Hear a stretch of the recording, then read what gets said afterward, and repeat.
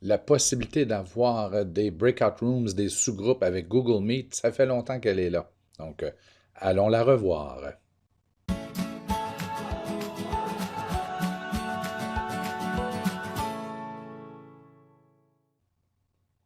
On le sait maintenant, Zoom et Teams intègrent la possibilité d'avoir des sous-groupes à la plateforme.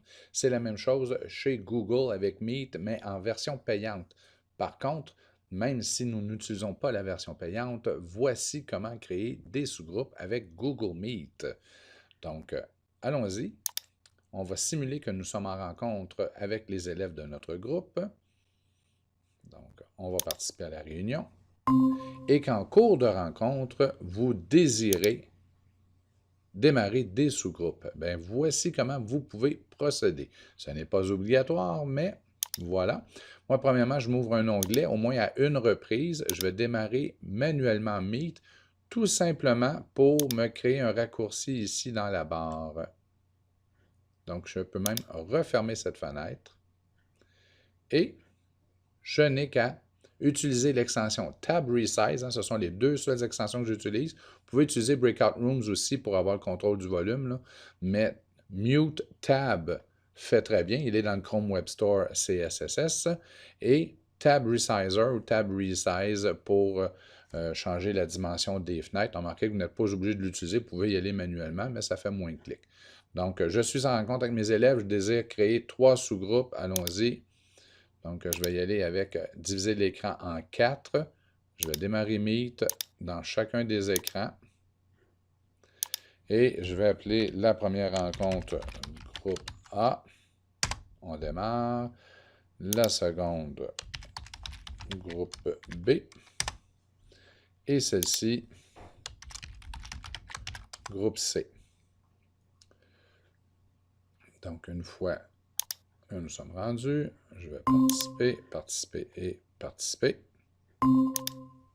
Ça va être important de fermer le haut-parleur des rencontres où vous n'assistez pas.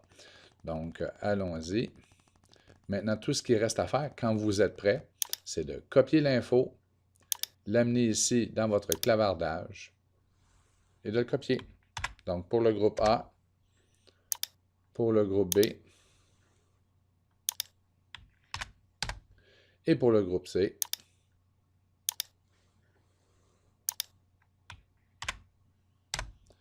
Et maintenant, vous pouvez répartir vos élèves en fonction du groupe A, B ou C.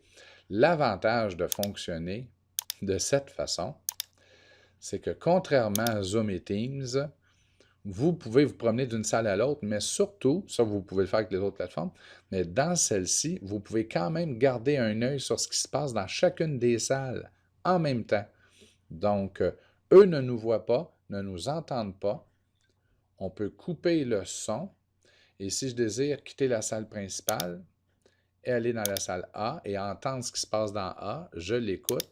Si je veux aller écouter ce qui se passe dans C, je peux écouter dans C, même chose dans B, mais en tout temps, je vois mes élèves en action dans chacune des salles, et ce, en tout temps. Donc, je n'ai pas à quitter ou à entrer dans une salle.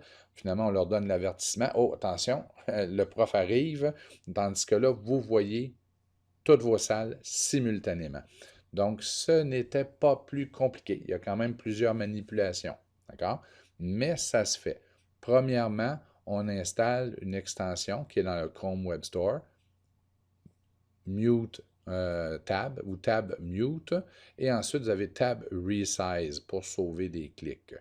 Je vais fermer les salles. Donc, tout simplement pour revenir, une fois que vous avez vos extensions d'installer, vous choisissez Tab Resize. Je veux créer 3 sous-salles. Je m'ouvre 3 nouvelles fenêtres. Je clique sur mon raccourci de Meet que je m'étais créé. À la place, vous pourriez ouvrir ici, vous rendre sur Meet. C'est exactement la même chose.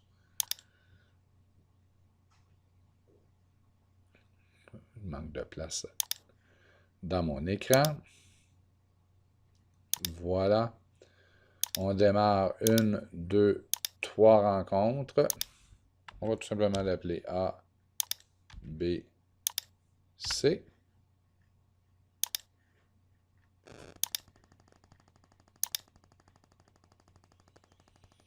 Une fois que vous êtes entré, on démarre la rencontre.